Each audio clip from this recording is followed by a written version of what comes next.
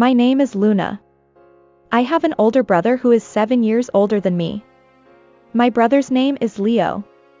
My brother has always been very good at studying, and he passed the entrance exams for both high school and university and graduated.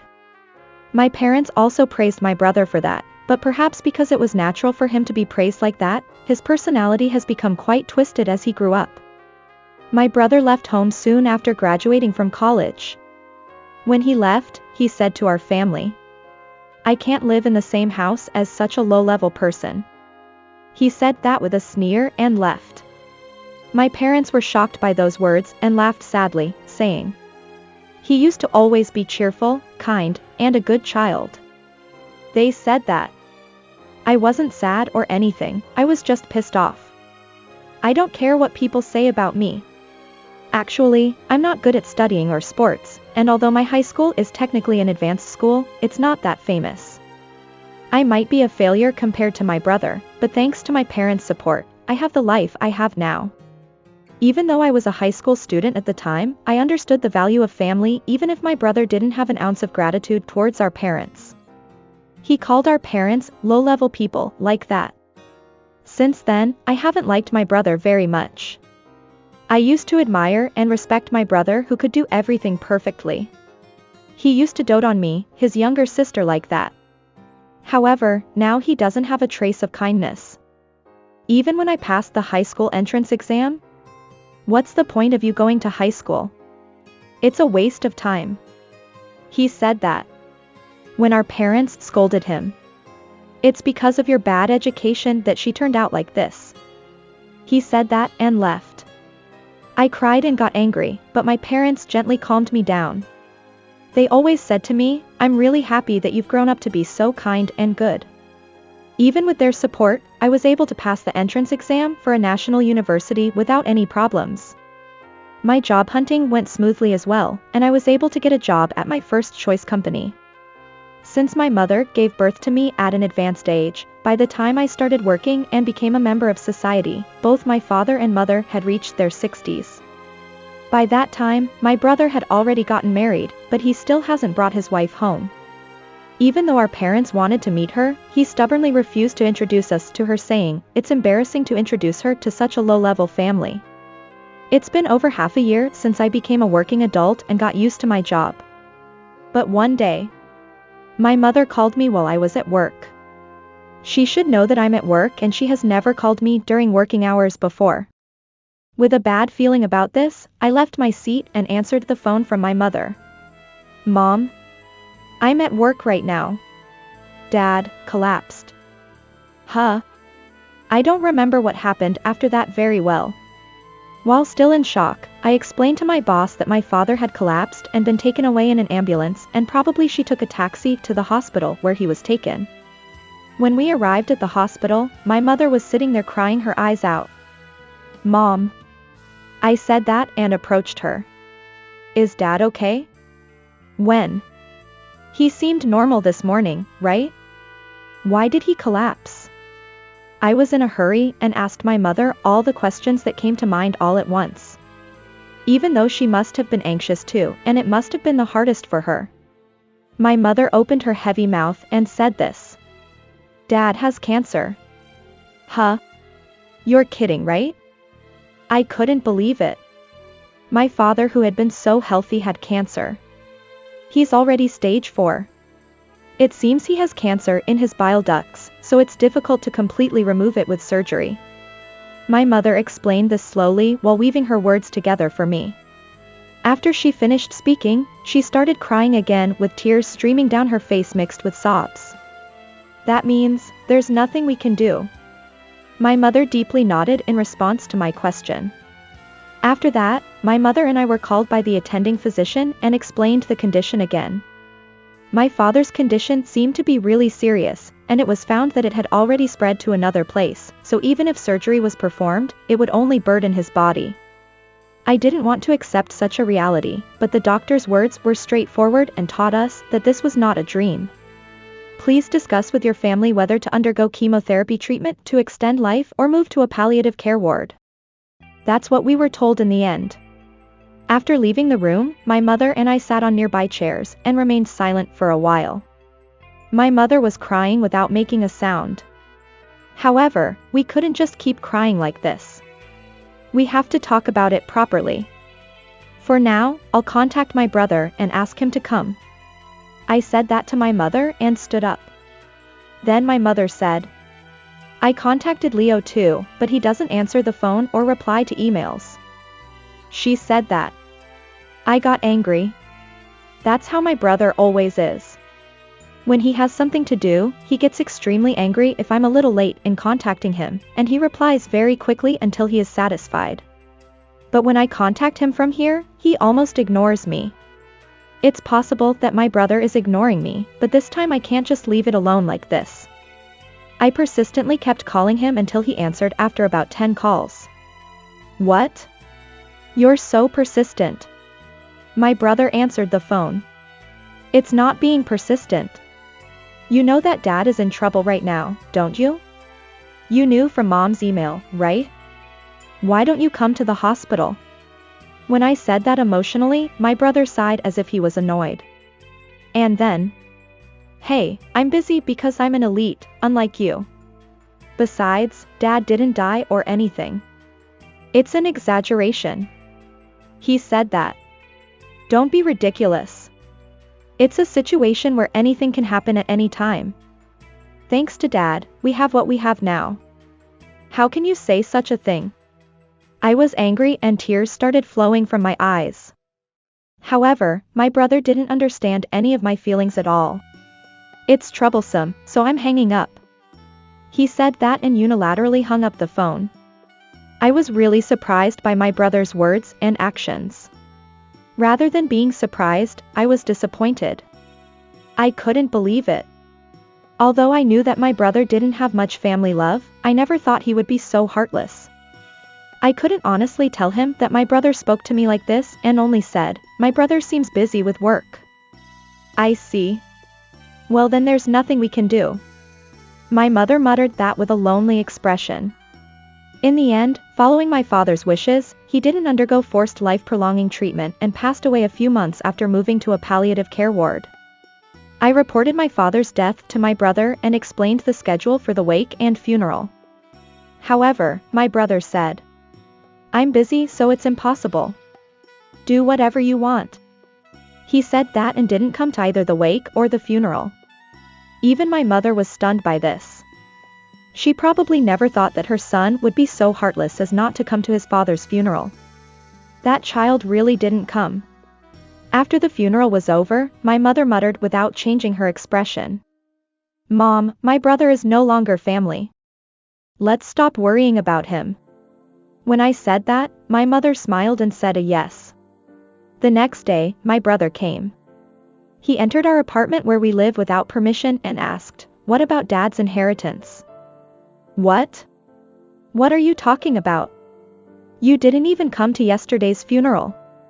When I said that, my brother glared at me and said, shut up, kid. Then my mother, who couldn't stand seeing that, said one thing. There is no inheritance from your father. The only thing left is this apartment. Huh? That can't be true. My brother, who was getting angry, saw my mother's bank book. There were signs that all the money had been withdrawn before my father passed away. What does this mean? My brother trembled with anger, and my mother told him. Your father told me to move all the savings to my account in case something happened. This apartment was also changed to my name before your father passed away. She said that. My brother clicked his tongue and left the apartment. I thought my father had done something like that to my brother and thanked him in advance. However, a few months later, my mother collapsed and was hospitalized. The cause was pneumonia. It was already quite advanced. Certainly, recently, my mother had been coughing like she had a cold. However, when she went to a local private clinic where she had been going before, she was told it was just a cold, and both my mother and I believed that judgment completely. When my mother collapsed and was taken to a large hospital, it was found out that she had pneumonia, and at that time she had only 3 months left to live. When you are given a life expectancy prognosis, your body seems to follow it. My mother died in just 3 months and a few days after receiving the prognosis. I regretted it and cried for hours because I couldn't understand why I didn't take my mother to a large hospital by force or why I didn't notice it earlier. Even after reporting my mother's death, my brother never came home. I prepared for the wake and funeral with my aunt, who is my mother's sister. Of course, just like when my father passed away, my brother didn't attend the wake or the funeral. My aunt was very angry about that too, but I thought there was no point in saying anything more to my brother and had already given up halfway. A few days after the funeral, I was organizing my mother's belongings with my aunt. My brother came again.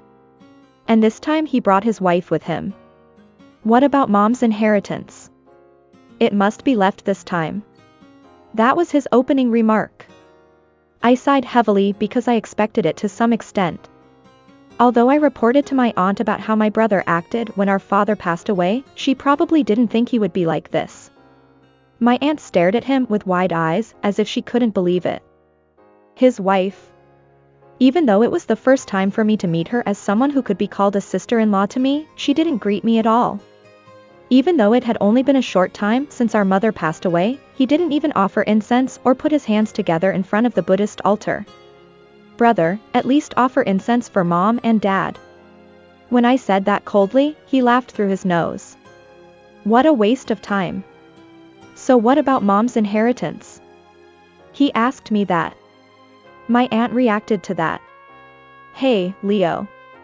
You shouldn't say such things. Luna has been through a lot since her sister just died. You didn't even come to the funeral. She said that to him. But he coldly brushed her off. It has nothing to do with you, Auntie. Just stay out of this. He said that. His wife followed. Luna, right? You're trying to monopolize your mom's inheritance, right? Sorry, but we won't let you do that.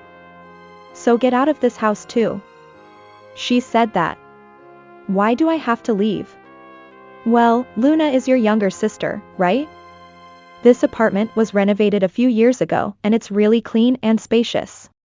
It's also in a great location, close to the station. He said that and told me to leave because he and my brother live there. Don't say such selfish things. And you too, stop talking about inheritance. I couldn't stand it and raised my voice. Then my brother sighed heavily and said, You're still a low-class person. You're just a shameless person who thinks it's okay to raise your voice. Got it? I'll come back in 3 days. Get ready to leave by then. He said that and left with his wife. I couldn't help but cry with frustration. I swore to myself that I would take revenge on my brothers. Then my aunt confirmed that they had left the house and handed me an envelope. Auntie, what is this? It's something your mother left with me. Mom. I quickly opened the envelope and read the letter inside. To Luna, if you're reading this letter, I'm already with your father. I'm sorry for making you feel lonely. I'm really sorry for this sudden situation. Even after a long time, I could tell it was my mother's handwriting. I wiped away my tears and continued reading the letter. I'm sure Leo will come to see you when I die. But don't worry. The inheritance that your father gave me before he died is already yours. Huh? I had no idea what she was talking about. I hadn't heard such a story from my mother, nor had I kept any money for her. I'm sorry for leaving you alone. But you've grown up to be such a good child. It's not enough just to be good at studying. Your father and I were so happy that Luna grew up to be such a kind child and lived with us until the end. Thank you so much. I should be the one thanking her. Unable to hold back my tears, they fell onto the letter. Mom. My vision was blurred with tears, but I continued reading the letter desperately. The name of this apartment was changed to your name a little while after your father passed away. I used the seal without permission and signed it myself. Sorry about that.